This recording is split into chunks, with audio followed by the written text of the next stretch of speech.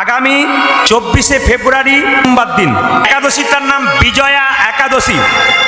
যদি একাদশী কেউ পালন করতে পারেন আপনার চলার পথে জয় লাভ হবে। আমি বলি নাই, মর্যাদা পুরুষোত্তম ভগবান রামচন্দ্র বিজয়া একাদশী পালন করে জগতের জীবকে শিক্ষা দিলেন, তোমরা বিজয়া একাদশী পালন করো, তোমাদের জীবনে সমস্যার সমাধান হবে, তোমাদের জীবনের সমস্যা দূর হয়ে তোমরা সমস্যা থেকে জয়লাভ করবে। তবে বিজয়া একাদশীর দিনে আপনারা কি করবেন মায়েরা, যারা একাদশী পালন করেন, যারা করবেন, একটা মাটির ঘট কিনবেন, তার মধ্যে আম্রপল্লব দেবেন, একটা নারায়ণ কিনে আনবেন। সে আপনি মাটিরও হতে পারে, পিতলেরও হতে পারে। ওই নারায়ণটাকে ভক্তি ভরে তুলসী পত্র দিয়ে ফুল দিয়ে পুজো করবেন। সারাদিন উপবাস থাকবেন, গীতা পাঠ করবেন, ভগবানের নাম কীর্তন করবেন সেই দিন। এইবার তারপরের দিন মানে একাদশী পালনের পরের দিনে আপনি সেই নারায়ণটা কোনো শুদ্ধ ব্রাহ্মণকে, শুদ্ধ বৈষ্ণবকে আপনি দান করে দিতে পারেন। যদি এত কিছু না করতে পারেন, আপনাদের যদি এত কিছু সামর্থ্য না হয়, এত কিছু করতে না পারেন, আপনি সেই দিন সকালবেলায় স্নান করে পবিত্র পোশাক পরে ভগবানের নাম গুণগান করুন আর গীতা পড়ুন। বিজয়া একাদশীর দিন আপনি কি করবেন? আর বিজয়া একাদশী হলো কেন সবাই লক্ষ্য করুন। ধর্মরাজ যুধিষ্ঠির ভগবান কৃষ্ণকে জিজ্ঞেস করলেন, প্রভু এই সোমবার দিন যে একাদশী আসছে, ওই একাদশীটা পালন করলে, বিজয়া একাদশী পালন করলে কি হয়? ভগবান কৃষ্ণ বললেন, যুধিষ্ঠির মহারাজ, যদি কেউ একাদশী পালন করতে পারে তবে তার জীবনে বিজয় লাভ হয়। একটু তত্ত্ব কথা বলুন। যুধিষ্ঠির মহারাজ কৃষ্ণকে জিজ্ঞেস করলো। কৃষ্ণ বলল, স্বয়ং ব্রহ্মা নারদকে যে কথাটা শুনিয়েছিল সেই কথাটা আমি তোমায় শোনাই, শুনে নিন মায়েরা। দেখবেন রামচন্দ্র, সীতা এবং লক্ষ্মণ তিনজনে বনে গিয়েছিল। বনে কোথায় বাস করছিল জোরে বলুন? পঞ্চবটী বনে। এক সময় রাবণ সীতাকে হরণ করেছিল। যখন রাবণ সীতাকে নিয়ে চলে যায় তখন দেখবেন একটা পাখি কিন্তু বাধা দিয়েছিল। পাখিটার নাম কি? জটায়ু পাখি, সবাই জানেন। বাধা দিয়েছিল, জটায়ুর ডানা কেটে দিয়েছিল কে? রাবণ। জটায়ু ছটপট ছটপট করছে, আর সেই সময় তাকান, সেই সময় ছুটে গেল রামচন্দ্র। জটায়ু এই অবস্থা তোমার কে করলো? বলে রাবণ করেছে, আমার মাকে আমি রক্ষা করতে পারলাম না। শেষে হনুমান গেলেন সুগ্রীবকে বন্ধু করে। কোথায় গেলেন? একবারে লঙ্কায়। লঙ্কায় অশোক বনে মা সীতাকে রাখা হয়েছে। অশোক বন মানে কি? যেখানে শোক নাই, যেখানে দুঃখ নাই। অশোক বনে রাবণ সীতাকে রেখেছিল। সবাই তাকাবেন তো, রাবণ যে সীতাকে রেখেছিল, চুপি চুপি প্রবেশ করেছিল কে? হনুমান। হনুমানকে দেখে বলেছিল, সীতা মা, তুমি যে রামের, আমার প্রভুর, আমার স্বামীর অনুচর, আমি জানবো কি করে? রামচন্দ্রের হাতের আঙ্গুলের যে আংটি, ওই আংটি সঙ্গে করে নিয়ে গেছিল, নিয়ে দেখিয়েছিল, দেখো এটা হচ্ছে প্রভু রামচন্দ্রের। সঙ্গে সঙ্গে সীতা দেবী বলেছিল, তুমি কি রক্ষা করতে পারবে? এত বড় রাবণের সেনা, তাকে কি পরাস্ত করতে পারবে? ছোট্ট হনুমান তখন নিজেকে বিরাট বড় প্রকাশ করেছিলেন, মা, আমার প্রভু রামচন্দ্রের যত সৈন্য আছে তার মধ্যে আমি সবচাইতে ক্ষুদ্র। আমি যদি এত বড় আকার ধারণ করতে পারি, তাহলে এত এত বানর সেনা আছে, তারা যদি একসঙ্গে আক্রমণ করে তোমাকে রক্ষা করতে পারবে না। কে বলেছে? মায়েরা, লক্ষ্মণকে সঙ্গে নিয়ে রামের কাছে সমস্ত খবর যখন হনুমান দিলেন, লক্ষ্মণকে সঙ্গে নিয়ে রামচন্দ্র যখন সীতাকে উদ্ধার করতে যাবে, সামনে বিশাল সমুদ্র। সমুদ্র পার হবে কি করে? লক্ষ্মণ বলল, দাদা, এ সমুদ্র পার হবার একটি পত্র আছে, একটি মাত্র পথ আছে। বলে কি? সামনে আছে বক দালব্য মুনি, উনার কাছে গেলে উনি সমাধান বলতে পারবেন। ওইখান থেকে 4 কিলোমিটার দূরে এক মুনি বাস করছেন, তার নাম বক দালব্য মুনি। তিনি বললেন, ঠিক আছে রামচন্দ্র, তুমি এসেছো। রামচন্দ্র ভগবান সঙ্গে সঙ্গে মুনিকে প্রণাম করলেন। এখানে ভগবান হয়ে মুনিকে প্রণাম করলেন কেন? রামচন্দ্র ভগবান জগতে সবাইকে শিক্ষা দিয়ে দিলেন, আমি ভগবান হতে পারি, কিন্তু মুনি ঋষি সাধুগুরু বৈষ্ণব দেখলে প্রণাম করতে হয়। স্বয়ং ভগবান যদি প্রণাম করে, তাহলে আমরা কেন প্রণাম করব না? ভগবান শিখিয়ে দিয়েছে। শুনে নেবেন মন দিয়ে দামি কথাগুলো, সবাই লক্ষ্য করুন মায়েরা।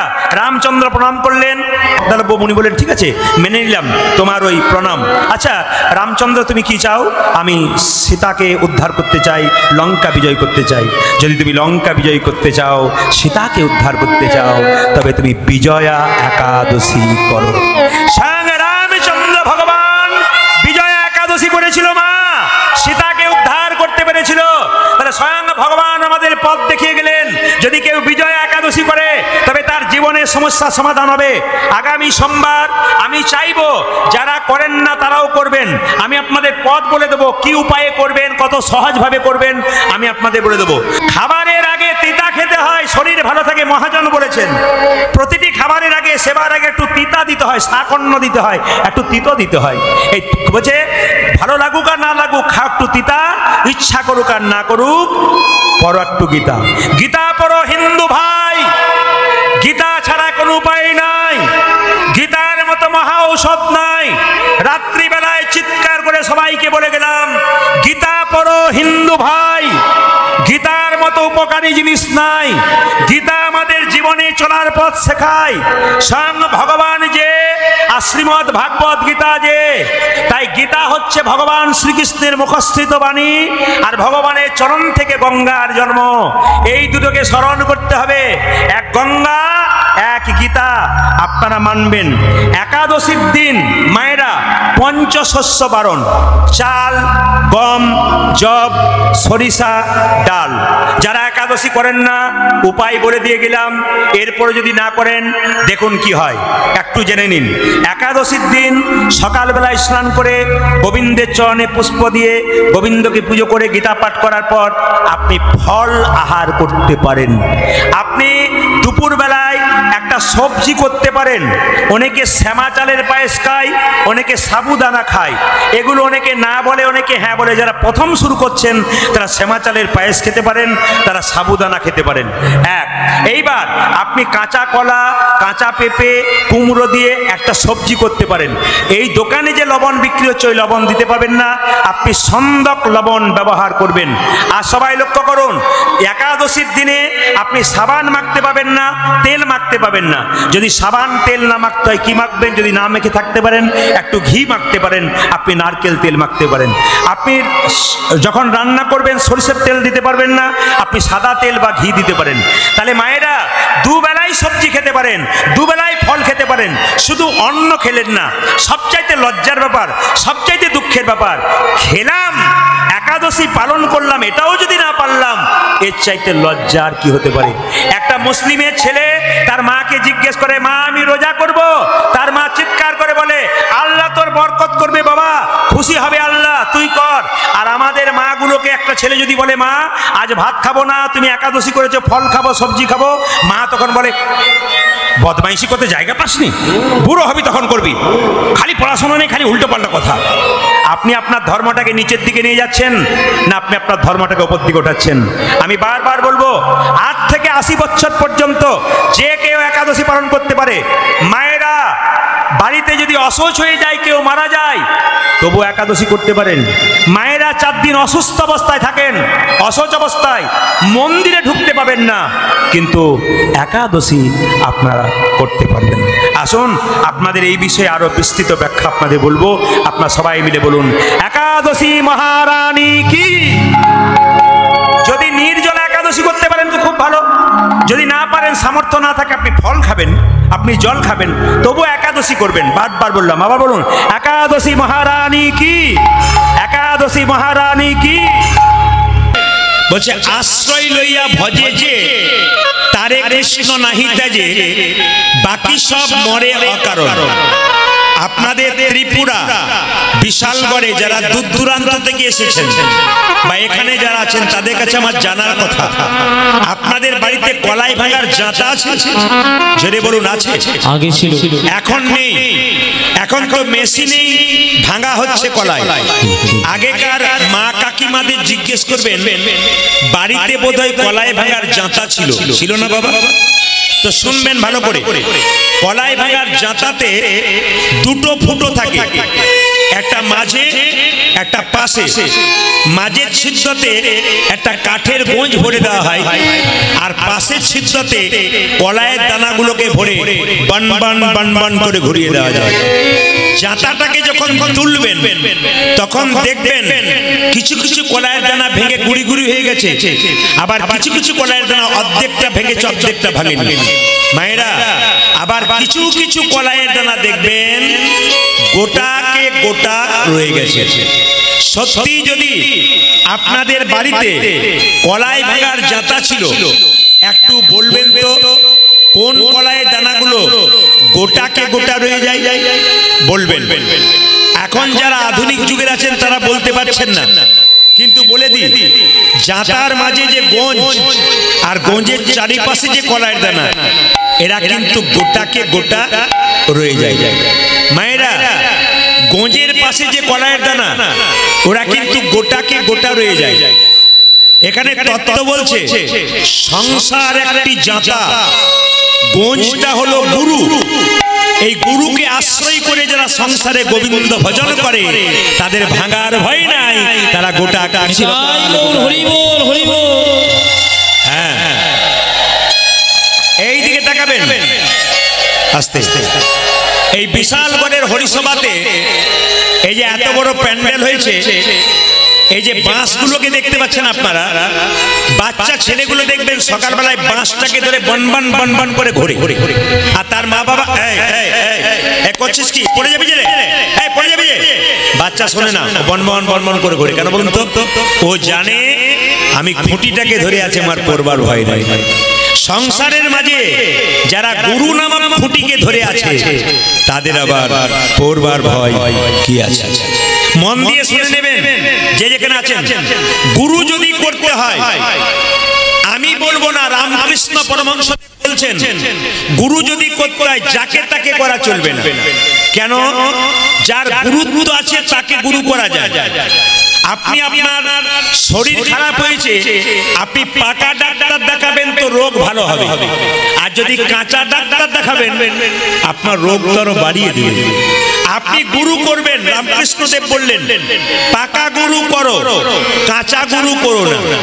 আপনারা প্রশ্ন করবেন কাঁচা গুরুকে আর পাকা গুরুকে চিনব কি করে? হ্যাঁ, ঠাকুর চিনিয়ে দিয়েছে পাকা গুরুকে আর কাঁচা গুরুকে। কাঁচা গুরুকে মন্ত্র দেবার আগে চুক্তি করে, যে এই যে মন্ত্র দেবার আগে চুক্তি করে, যে আমার কাছে মন্ত্র নিবি, 1000 টাকা লাগবে, 1 বস্তা চাল লাগবে, 2 সোনা জিনিস লাগবে, 4টে শাড়ি লাগবে, দিবি তবে মন্ত্র দেব, নইলে কিন্তু দেব না। আপনি গুরু মন্ত্র নিলেন, টাকা পয়সা চাল ডাল দিলেন, ওই যে মন্ত্র দিল, ওই যে বাড়ি চলে গেল, আপনার বাড়ির দিকে মুখ করলো না। এরা হচ্ছে কাঁচা গুরু। পাকা গুরুকে যিনি মন্ত্র দেবার আগে চুক্তি করে না, যে ও গুরুদেব মন্ত্র নেব, দক্ষিণা কি দিতে হবে? কিচ্ছু না। কেন? আমি তোর বাবা, তুই আমার ছেলে, আমাকে আবার দিবি কি? তবে তো দিতে কিছু হবে, বলে দিবি তবে দে, তোর ভক্তিটুকু আমার চরণ তলে দিয়ে।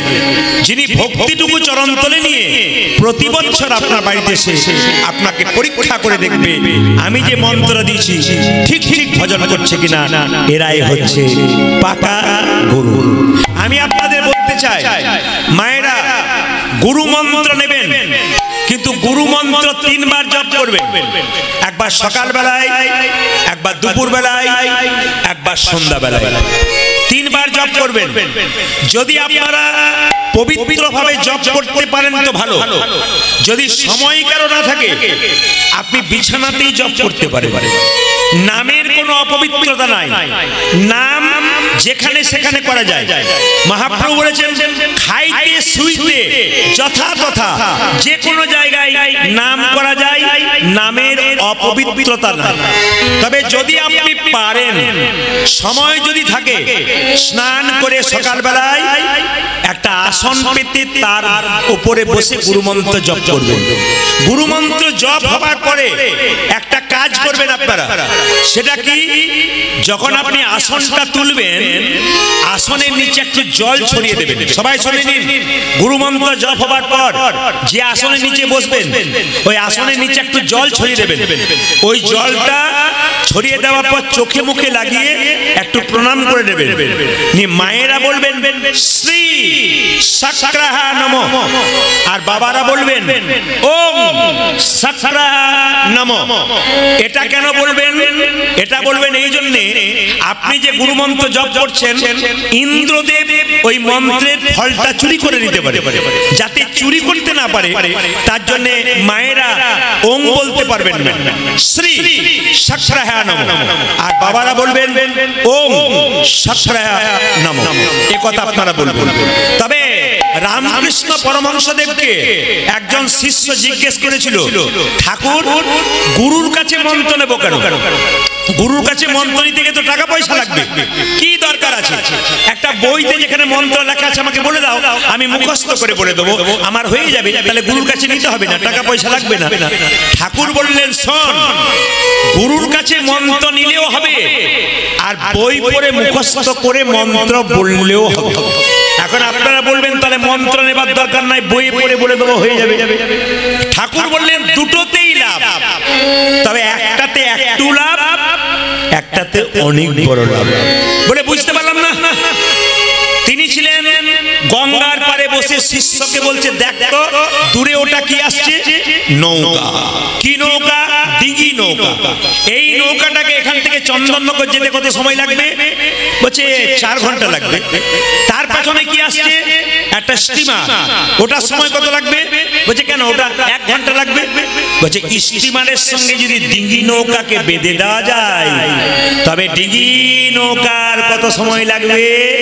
বলছে স্টিমারের যত সময় লাগবে, ডিঙি নৌকার তত সময় লাগবে। রামকৃষ্ণদেব বললেন, গুরুরূপী স্টিমারের সঙ্গে আমাদের দেহরূপী ডিঙি নৌকা যদি বেঁধে দেওয়া যায়, নিতাই গৌর হরি বল বলে সব সময় গৌরের কৃপায় গঙ্গায় স্নান করে। কত বয়স বললাম মায়েরা? জোরে বলুন। 14। হিসাব মতো আপনার বাড়ির মেয়েটা ক্লাস 9-এ পড়ে। ওই 14 বছরের মেয়েটা বিষ্ণুপ্রিয়া ভোর 4টের সময় স্নান করে। কি গ্রীষ্ম, কি শীত! এই মাঘ মাসের শীতের রাত্রিতে যখন আপনারা বিছানা ছেড়ে উঠতে পারেন না, তখন বিষ্ণুপ্রিয়া ঘুম থেকে উঠে গঙ্গায় স্নান করে হরে কৃষ্ণ হরে কৃষ্ণ হরে কৃষ্ণ হরে। পাশের বাড়ির মেয়েটা বলে উঠল, প্রিয়া তুই যে মরে যাবি রে, তোর 14 বছর বয়স, ভোর 4টে থেকে সন্ধ্যে 6টা পর্যন্ত কাপড়টা পরিবর্তন করিস না, ভিজে কাপড় তুই হরিনাম করিস, তুই যে মরে যাবি। বিষ্ণুপ্রিয়া বলল, দিদি আমার মা আমাকে শিখিয়ে দিয়েছে, আমি যে সহধর্মিনী গো। স্বামী ধর্ম করবে, স্ত্রী সাহায্য করবে, এরই নাম তো সহধর্মিনী। আপনাদের এখানে কোন স্ত্রী যদি কীর্তন, কোন পুরুষ যদি কীর্তন করে তার স্বামী যদি বাধা, কোন স্বামী যদি কীর্তন করে তার স্ত্রী যদি বাধা দেয়, ও সহধর্মিনী নয়, ও সহপাপিনী। ও সহধর্মিনী নয়, ওকে সহপাপিনী বলবেন। 14 বছরের মেয়েটা কেঁদে কেঁদে বলল, আমার স্বামী যদি কৃষ্ণ কৃষ্ণ বলে চলে যায়, আর আমি যদি পেছনে পেছনে কৃষ্ণ কৃষ্ণ না বলতে পারি, আমার স্বামীর যে কৃষ্ণ কৃপা হবে না, আমার স্বামীর যে গোবিন্দের। হরে এই কাঁদিস না, সকাল থেকে সন্ধে পর্যন্ত হরিনাম করিস, খাবার কি খাস? মায়েরা এইদিকে এইদিকে এইদিকে, সকাল থেকে সন্ধে পর্যন্ত আপনাদের 3 বার খাওয়া হয়ে যায়, কারো 4 বার, কারো 5 বার। কিন্তু মায়েরা, ওই 14 বছরের মেয়েটা বিষ্ণুপ্রিয়া কি করে জানেন? সকাল ভোর থেকে সন্ধে 6টা পর্যন্ত একটা করে ধান খুঁটে খুঁটে চাল বের করে, সকাল থেকে সন্ধে পর্যন্ত যে কটা হরিনাম কুড়িতে চাল হয়, একবার গঙ্গায় স্নান করে গঙ্গা থেকে জল এনে সেদ্ধ করে খায়, এরই নাম বিষ্ণুপ্রিয়া। ত্যাগ নইলে ভগবান পাওয়া যায় না, ভগবান পাওয়া যায় না। ত্যাগ নইলে গোবিন্দের কৃপা পাওয়া যায় না, মায়েরা।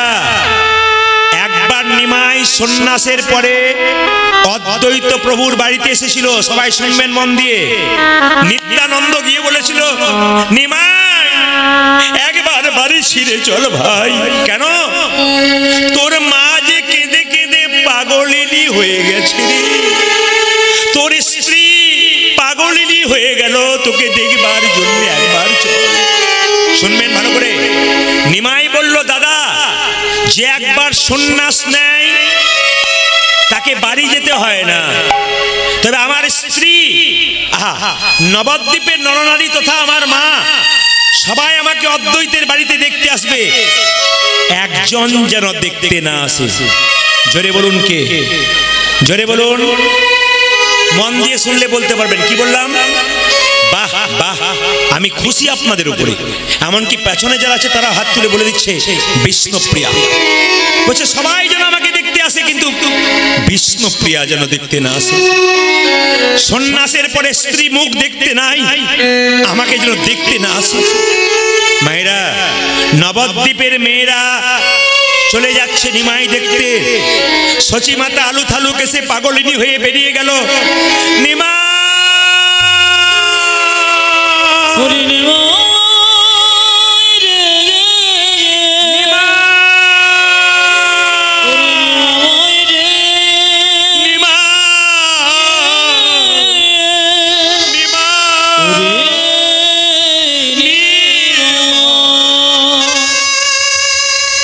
একটা সুন্দর কথা আপনাদের বলে যাই। মেয়েরা হলো মেয়েদের শত্রু। এই যে এই যে এই যে এই যে বাবা, বেশি ভক্ত হলে এরকমই হয়। মেয়েরা হলো মেয়েদের শত্রু। কাটা ঘায়ে নুনের ছিটা দিতে ওরা ভালোবাসে। বিষ্ণুপ্রিয়া যখন আছাড় খেয়ে কাঁদছে, নবদ্বীপের মেয়েরা নিমাই দেখতে যাচ্ছে, একজন মেয়ে চিৎকার করে বলল, এ প্রিয়া, এ প্রভু সবাইকে ডাকলো আর তোকে ডাকলো না, তোর মতো ভাগ্যহীনা আছে কজনা? এ প্রিয়া, তোর মতো ভাগ্যহীনা আছে কজনা? বিষ্ণুপ্রিয়া 14 বছরের মেয়েটা চোখের জল মুছে যা উত্তর দিল চমকে যাবেন। চোখের জল মুছে বলল, আমাকে হতভাগিনী বললে, কিন্তু শুনে নাও, আমাকে ভাগ্যহীনা বললে? আমার মতো ভাগ্যবতী আছে কয়না? বলে কেন? যাকে দেখবার জন্য হাজার হাজার মানুষ চলে যায়, সে তো হাজার হাজার মানুষের নয়, সে তো আমার মানুষ। আমার মানুষকে দেখবার জন্য যদি হাজার হাজার মানুষ চলে যায়, আমার মতো ভাগ্যবতী।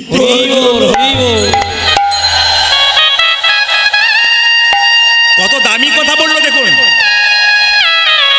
যাকে দেখবার জন্য হাজার হাজার মানুষ চলে যায়, হাজার হাজার মানুষই চলে যায়, সে তো হাজার হাজার মানুষের নয়, মানুষের নয়, সে তো আমার মানুষ, সে তো আমার মানুষ। আমি আপনাদের বলবো, যদি আপনাদের ভেতরে কোনো দুঃখ থাকে, সবাই যে যেখানে বসে আছেন, যতজন কীর্তন শুনতে এসছেন, সকলের ভেতরে একটা না একটা কিছু দুঃখ আছে। আমি আপনাদের বারবার অনুরোধ করব, যদি ভেতরে কোনো দুঃখ থাকে, জ্বালা থাকে, যন্ত্রণা থাকে, পাড়ার 5টা মেয়ের সামনে বলবেন না। আপনি 2 জায়গাতে বলবেন। একটি গুরুদেবের চরণে, আর গুরু যদি না থাকে তবে গোবিন্দের চরণে পড়ে কাঁদবেন। তবু কারো কাছে বলবেন না, কারণ গুরু হচ্ছে বাবার মতো, আপনার সমস্যার সমাধান করবে, আর গোবিন্দ হচ্ছে বাবার মতো জগতের নাথ, তিনি সমস্যার সমাধান করবে। কারো কাছে বলবেন না। রবীন্দ্রনাথ ঠাকুর একটা কথা বলেছেন, ভালো করে শুনবেন। তিনি বলেছেন, যদি তোমার দুঃখ থাকে তবে দরজা বন্ধ করে হুকরে হুকরে কাঁদো। তোমার যদি দুঃখ থাকে, যন্ত্রণা থাকে, কাউকে দেখাবে না, দরজাটা বন্ধ করে ডুকরে ডুকরে তুমি কাঁদো, বুক ভাসিয়ে দাও। কিন্তু তুমি যখন কাঁদছো, তখন তোমার দরজায় কেউ যদি ধাক্কা দেয়, চোখ দুটো মুছে তার সঙ্গে হাসি মুখে কথা বলো।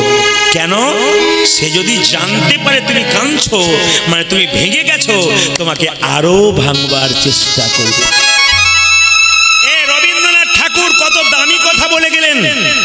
কাঁদবে যদি কাঁদো তুমি ভেতরে দরজা বন্ধ করে, কিন্তু যখন দরজা খুলবে হাসি দিয়ে কথা বলবে, যেন তোমাকে দেখে মনে করতে না পারে তুমি ভেঙে গেছো। ও মায়েরা, শুনে রাখুন, বিষ্ণুপ্রিয়াকে একটা মেয়ে জিজ্ঞেস করলো, প্রিয়া তোমাকে প্রভু ডাকলো না, তুমি যাবে না? বিষ্ণুপ্রিয়া বলল, আমাকে না ডাকুক, আমি তো জানি বাচ্চা ছেলেরা যখন ঘুড়ি উড়ায় লাটাইটা তার হাতে থাকে আর ঘুড়িটা আকাশে উঠতে থাকে।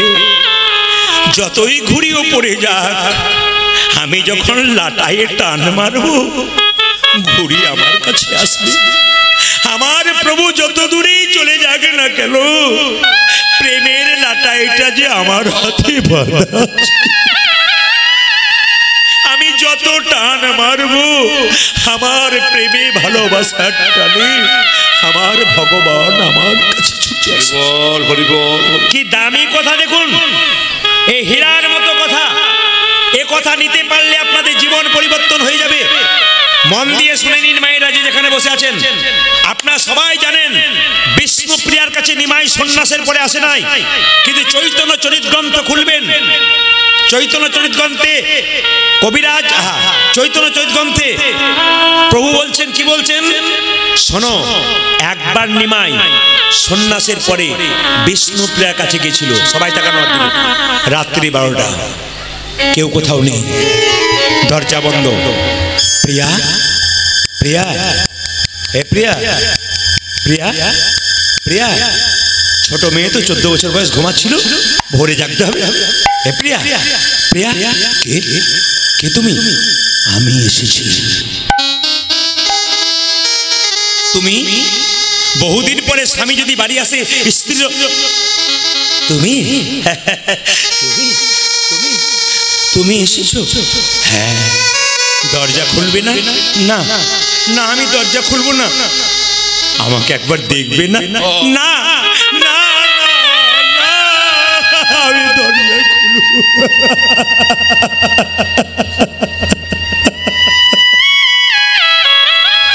আমি দরজা খুলব না। কেন? কেন দরজা খুলবে না? একবার দরজাটি খুলো, আমার কথা তুমি রাখবে না? দরজা খোলার আগে তোমার কাছে একটা জিজ্ঞাসা আছে। যে ভগবানকে ডাকে তার এত কষ্ট হয়?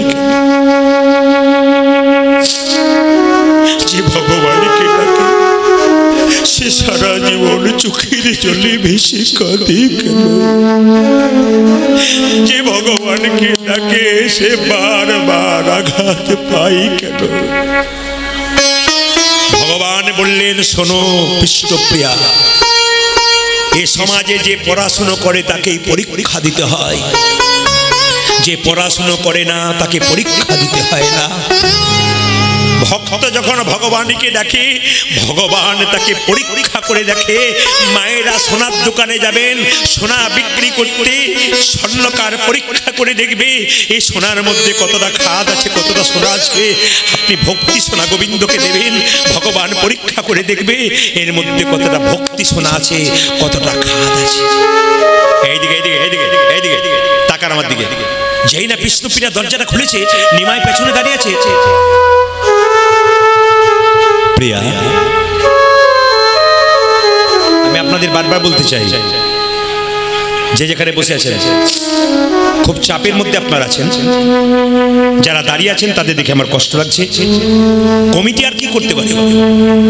এত বিরাট প্যান্ডেল করার পরও যদি জায়গা না হয়, ওনারা কি করতে পারেন? ওনাদের জায়গা ওনারা অনেকটা তৈরি করেছেন, কিন্তু আপনারা এসেছেন। এটা সব জায়গাতে হয়। আপনারা যদি মনে করেন যে বিশালগড়, তা নয়। প্রতিটি রাজ্যে, প্রতিটি জেলায় আমি যেখানে কীর্তন করতে যাই, সব জায়গাতে এরকম চাপ। পরশু তারিখে যে গানটা আমি মুর্শিদাবাদে গাইব, ওনাদের বাৎসরিক শ্রাদ্ধ, ওনার বাবা মারা গেছেন। উনি বললেন, আমি ভেবেছিলাম বাড়িতে 4000 লোক দিয়ে আপনার কীর্তন শুনিয়ে দেবো, কিন্তু গ্রামের লোক বলছে না না, উনি যদি আসেন তাহলে ফুটবল গ্রাউন্ডে জায়গা করো, নইলে কেউ শুনতে পাবে না। আপনার জন্য আমাকে ফুটবল গ্রাউন্ডে বিরাট প্যান্ডেল করতে হলো। কেন? বহু ভক্তের আকাঙ্ক্ষা আপনাকে দেখবে, আপনার কৃষ্ণ কথা শুনবে, আপনার আশীর্বাদ করবেন। মন দিয়ে শুনুন, যে যেখানে বসে আছেন। বিষ্ণুপ্রিয়া এরকম করে দাঁড়িয়ে আছে, নিমাই পেছনে। প্রিয়া, প্রিয়া, একবার তাকাবে না? না। স্বামী যদি বহুদিন স্ত্রীর কাছে আসে, বহুদিন পর স্ত্রী কি তার মুখের দিকে একবার চাই না? চাই। তুমি চাইবে না কেন? ও, আমি সন্ন্যাস নিয়েছিলাম তোমায় বলি নাই বলে তুমি অভিমান হয়েছে? না।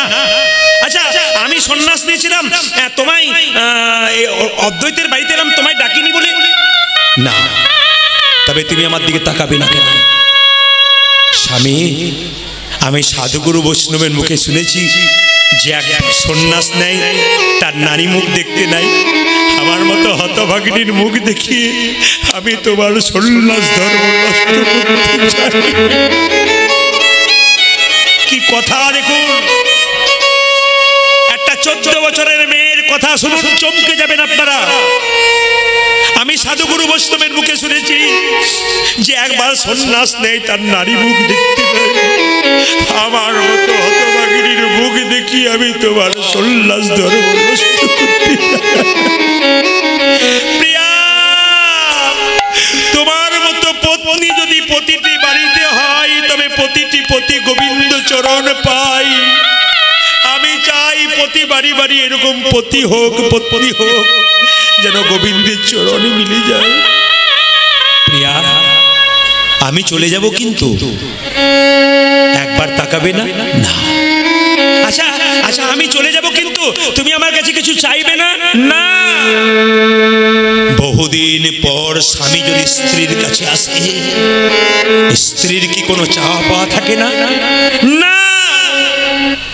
বহুদিন পরে স্ত্রীর কাছে স্বামী যদি আসে, স্ত্রীর কি কোনো চাওয়া পাওয়া থাকে না? বিষ্ণুপ্রিয়া বলছেন না না না, তুমি চাইবে না? না। কেন চাইবে না? বিশ্বপতি ভগবানকে যিনি প্রতিরূপে পেয়েছে তার আবার চাইবার কি আছে? আমি তো ভগবানকে পেয়ে গেছি, আমি কি তবু কিছু চাইবে না? দেবে প্রভু, তোমার খড়ম যুগল আমায় দাও। এই খড়ম যুগল বুকে নিয়ে আমি নবদ্বীপের মাটিতে কৃষ্ণ কৃষ্ণ বলি।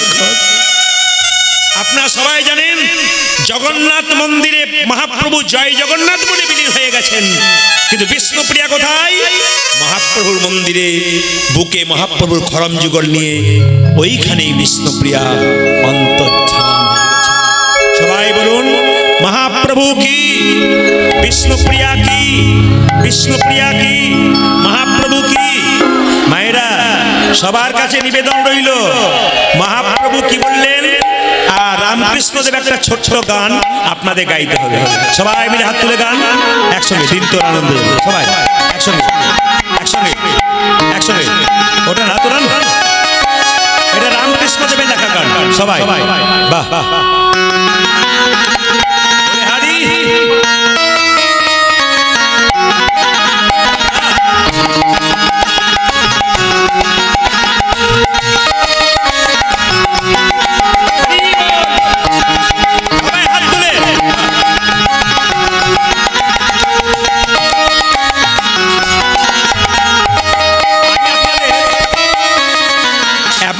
বলতে চাই যারা দাঁড়িয়ে আছেন তারা তুলবেন, বেশি রিভাবটা দিও না, রিভাব কম, একবার বারবার সাউন্ডটা সাফ করো, কোন ক্লিয়ার হচ্ছে না। জয় নিতাই, পাতলা করো, রিভাব কম করো, রিভাব কম করো। জয় নিতাই, জয় নিতাই, জয় নিতাই। যারা দাঁড়িয়ে আছেন তাদের জন্য বলবো সবাই হাত তুলবেন একসঙ্গে, একসঙ্গে হাত তুলুন, বাজা একসঙ্গে, টোন বাড়াও, টোন বাড়াও।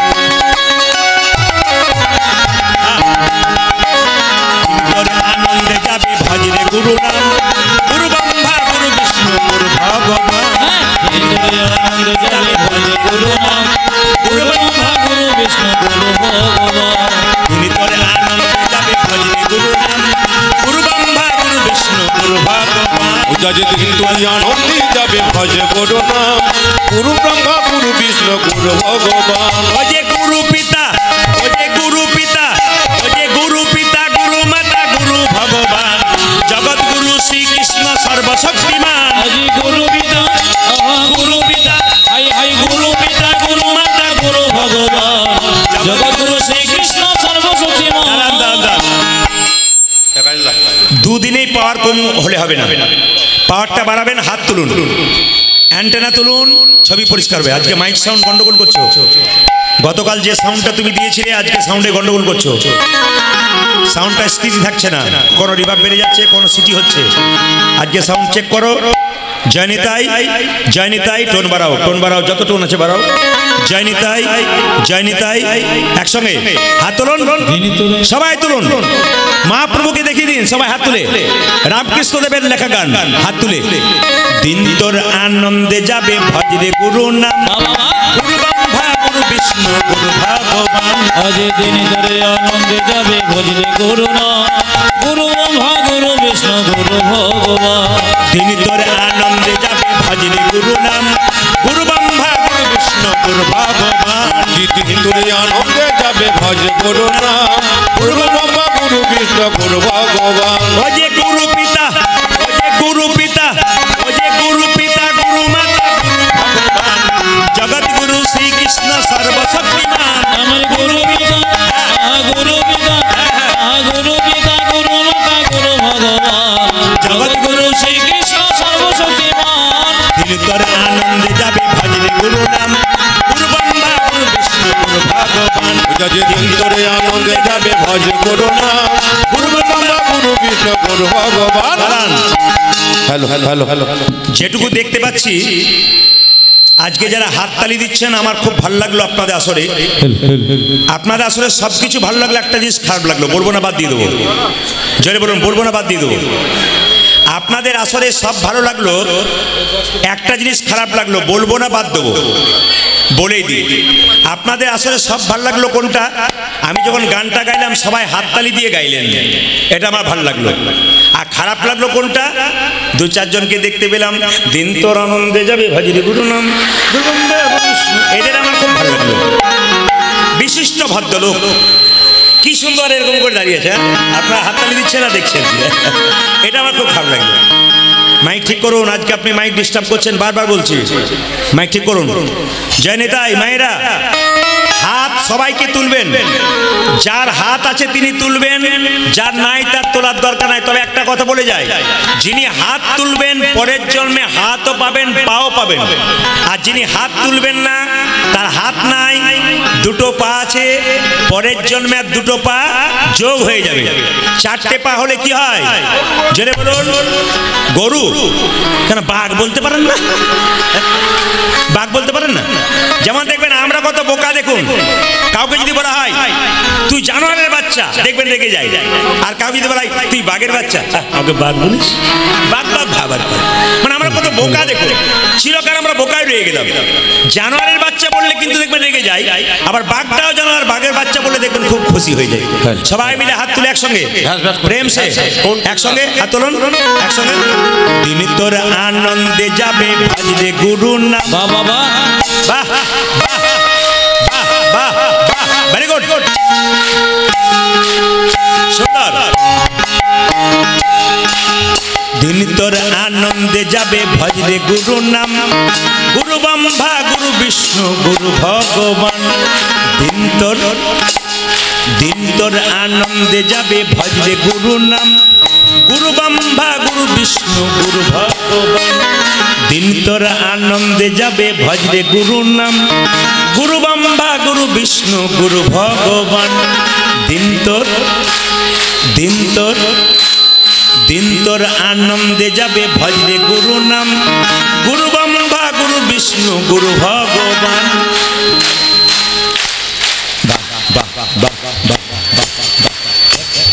আমি তো দাঁড়ান, আমার তো মনে হচ্ছে আমি আসামে আছি গো, এ তো বিহু নাচ হচ্ছে মনে হচ্ছে।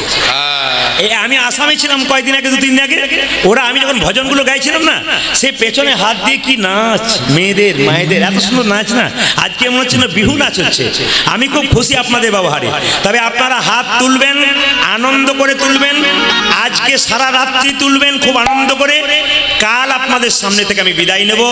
আগামীকাল সকাল 9টা থেকে আমার গান আছে, আমি সকাল 9টাতে গান করে রাত্রিতে আজ এখানে থাকবো, ঠিক কথা, কিন্তু 9টা থেকে 12টা বা 12:30 আমার কীর্তন শেষ। পরবর্তী ক্ষেত্রে প্রভু যদি কৃপা করে আবার আপনাদের সামনে আসবো হাত তুলে। দিন তোর আনন্দে যাবে ভজরে গুরু নাম, দিন তোর আনন্দে যাবে ভজরে গুরু নাম,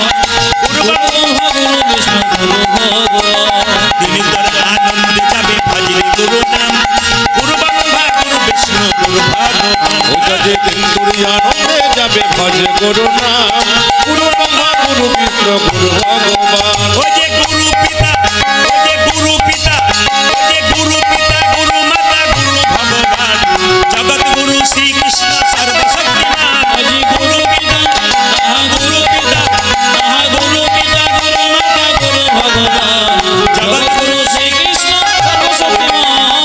দিন তোর আনন্দে যাবে ভজবে গুরু নাম, গুরু ব্রহ্মা গুরু বিষ্ণু গুরু ভগবান। যদি দিন ধরে আনন্দে যাবে ভজ গুরু নাম গুরু ব্রহ্মা গুরু বিষ্ণু গুরু ভগবান উলধ্বনি। গুরু নাম গুরু ব্রহ্মা গুরু বিষ্ণু গুরু ভগবান দিন ধরে আনন্দে যাবে ভজ গুরু নাম গুরু ব্রহ্মা গুরু বিষ্ণু গুরু ভগবান গুরু নাম গুরু ব্রহ্মা গুরু বিষ্ণু গুরু ভগবান।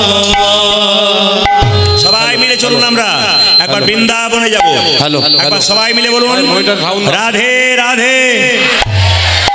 কালকের মতো জোরে বলতে হবে রাধে রাধে। আরো জোরে রাধে রাধে। আরো জোরে বলুন রাধে রাধে।